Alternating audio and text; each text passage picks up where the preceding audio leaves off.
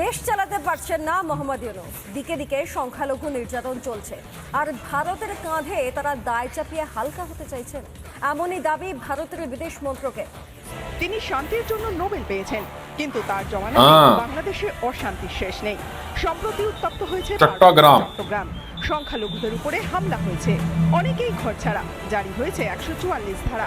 এর জন্য ভারতের কাঁধে দায় চাপাতে চাইছেন সে দেশের উপদেষ্টা জাহাঙ্গীর আলম চৌধুরী। अस्सलाम वालेकुम दोस्तों, मैं हूं एहसान खान और आप देख रहे हैं यूट्यूब चैनल एहसान रिएक्शन विद एहसान।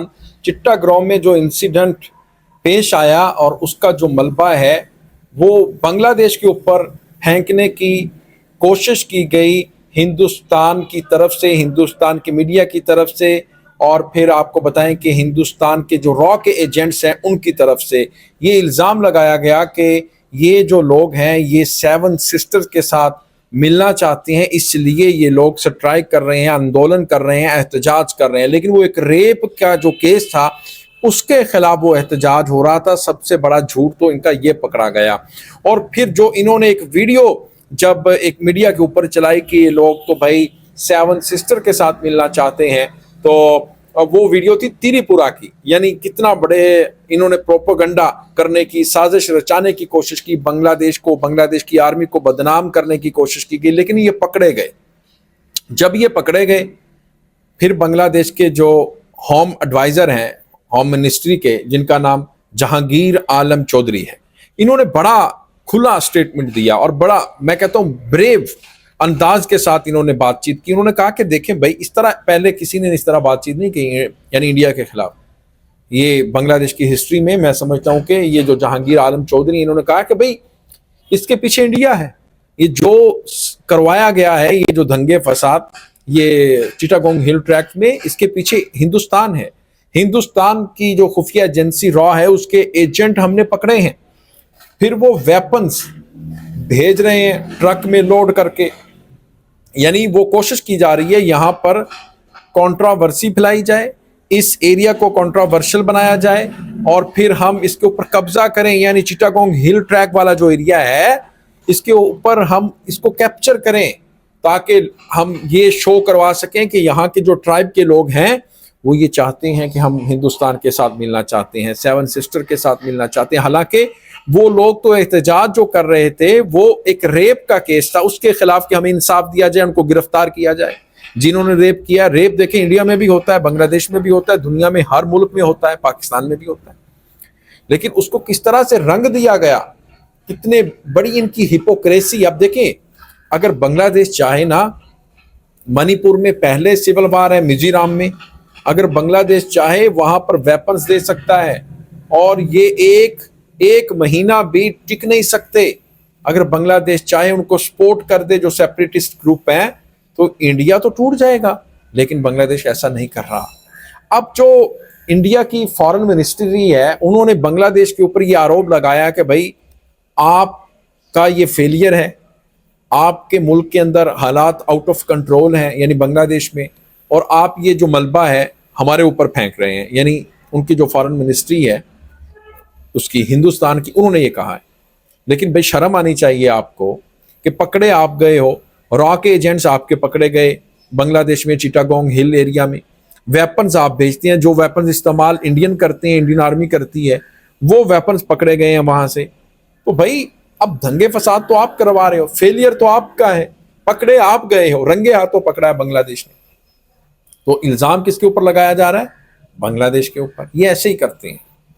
इनका जो जवाब है, पाकिस्तान ने ऑपरेशन सिंदूर में इनको बुनियानु महसूस करके इनको ऐसा ठोका है, अब इनकी आने वाली नस्लें याद रखेंगी। और अब बांग्लादेश भी तैयारी कर रहे हैं इनको ठोकने के लिए। यानी 20, 1-2 नहीं भाई, 20 फाइटर जेट J-10C चाइना से परचेज कर रहा है बांग्लादेश। और वो ही J-10C हैं जिन्होंने इनके राफेल गिराए थे, जिनके ऊपर इनको बड़ा तकब्बुर था, गरूर था, घमंड था, बड़ा प्राउड फील करते थे 56 इंच की छाती को लेकर के मोदी जी। लेकिन फिर पाकिस्तान ने इनके 3 राफेल गिराए। अब वही बांग्लादेश के पास आ रहे हैं, भाई तैयारी कर लो इंडियन, ना पंगा लो, ना इस तरह की, मैं कहता हूं कि पहल करो। फिर जो आगाज तो आप करते हो, स्टार्ट आप करते हो, लेकिन उसका जो इख्तिताम है, उसका जो एंड है वो अल्हम्दुलिल्लाह पाकिस्तान भी करता है और बांग्लादेश भी कर दिखाएगा। लेकिन बांग्लादेश पीस लविंग कंट्री है, वो जंग युद्ध नहीं चाहते, वो दोस्ती चाहते हैं हर एक के साथ। दोस्तों वीडियो देखेंगे फिर हम इसके ऊपर बात करेंगे, जुड़े रहिएगा आखिर तक, इस वीडियो को जरूर देखिएगा। 3, 2, 1 एंड क्यू। দেশ চালাতে পারছেন না মোহাম্মদ ইউনূস, দিকে দিকে সংখ্যালঘু নির্যাতন চলছে আর ভারতের কাঁধে তারা দায় চাপিয়ে হালকা হতে চাইছেন, এমনই দাবি ভারতের বিদেশ মন্ত্রকের। The interim government of Bangladesh is unable to maintain law and order situation in the country. বাংলাদেশের অন্তর্বর্তী সরকারের প্রধান মোহাম্মদ ইউনূস তিনি শান্তির জন্য নোবেল পেয়েছেন, কিন্তু তার জমানাতেই বাংলাদেশে অশান্তির শেষ নেই। সম্প্রতি উত্তপ্ত হয়েছে পার্বত্য চট্টগ্রাম, সংখ্যালঘুদের উপরে হামলা হয়েছে, অনেকেই ঘরছাড়া, জারি হয়েছে 144 ধারা। এর জন্য ভারতের কাঁধে দায় চাপাতে চাইছেন সে দেশের উপদেষ্টা জাহাঙ্গীর আলম চৌধুরী, যার পাল্টা জবাব দিয়েছে ভারত। कुछ बयान बांग्लादेश की तरफ से आया था, ये हम इसको बिल्कुल खारिज निराधार है और हम इसको खारिज करते हैं। अंतरिम सरकार, जैसा कि मैंने पहले भी बताया आपको कि वहाँ पर कानून व्यवस्था को सुरक्षित करने में, संभालने में कमी रही है उनकी तरफ से, और जब भी ऐसा होता है तो देखा गया है कि वो दूसरे के ऊपर ये दोष ठहराते हैं। हमारा ये मानना है कि उनकी तरफ से कुछ इंट्रोस्पेक्शन होना चाहिए, और जो लोग इसके पीछे वहाँ हिंसा करने में और भी वारदातें जो वहाँ होती हैं, जबरन ज़मीन दखल करने के पीछे जो भी लोग हैं, जो भी एक्सट्रीमिस्ट लोग हैं, उनके खिलाफ कड़ी से कड़ी कार्रवाई होनी चाहिए। जिस क्राइम की मैंने बात की, हिंसा की बात की, वहाँ पर जो अल्पसंख्यक समुदाय के लोग हैं चिटगांव हिल ट्रैक्ट्स में, उनके खिलाफ होता रहा है। পার্টিকুলারলি চট্টগ্রাম হিল ট্র্যাক যেখানে, সেখানকার মানুষ কিন্তু একেবারে পথে নেমেছে। তারা বুঝিয়ে দিতে চাইছে যে তাদের একটা সুযোগ ছিল ভারতে আসার, নেহরু কিন্তু সেটা মানেনি। ভারত কোথাও ইন্ধন দিচ্ছে না, ভারত যে সাধারণ মানুষই তারা মনে করছে Bharat is a better model, ভারতে থাকলে অনেক শান্তি, অনেক বিকাশ হওয়ার সম্ভাবনা আছে, রাজনৈতিক স্বাধীনতা, আর্থিক স্বাধীনতা ভারতে অনেক বেশি পাওয়া যাবে বাংলাদেশ বা পাকিস্তানের তুলনায়।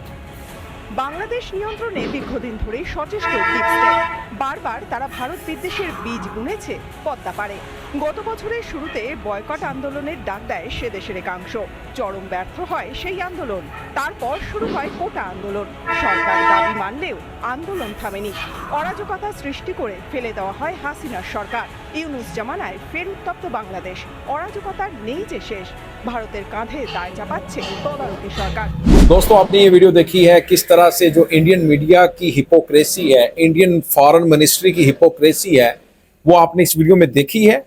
देखें अपना जो इनका कसूर है, ये खुद दंगे फसाद फैलाते हैं बांग्लादेश में, अपने एजेंट भेजते हैं, रॉ के एजेंट पकड़े भी गए हैं, और फिर खुद कह रहे हैं कि लॉ एंड ऑर्डर की जो सूरत हाल है वो बेहतर नहीं है बांग्लादेश में। भाई आप अपनी तरफ तो देखें, मणिपुर के कैसे हालात हैं, और फिर मिजोरम में सिविल वार का माहौल है, वेस्ट बंगाल में किस तरह से लोग बाहर निकल रहे हैं सड़कों पर बांग्ला भाषा को लेकर के, वो महफूज नहीं है मोदी के हाथों। पंजाब के हालात देख लें, लद्दाख में देख लें क्या हो रहा है इस वक्त, कश्मीर में देख लीजिएगा सिविल वार का माहौल है। पहले भाई आप अपने गिरेबान में झांको, फिर किसी को इल्जाम देना। दोस्तों आपका क्या कहना है इस वीडियो के बारे में बताइएगा कमेंट सेक्शन में। मिलेंगे आपसे नेक्स्ट वीडियो में, तब तक के लिए अल्लाह हाफिज।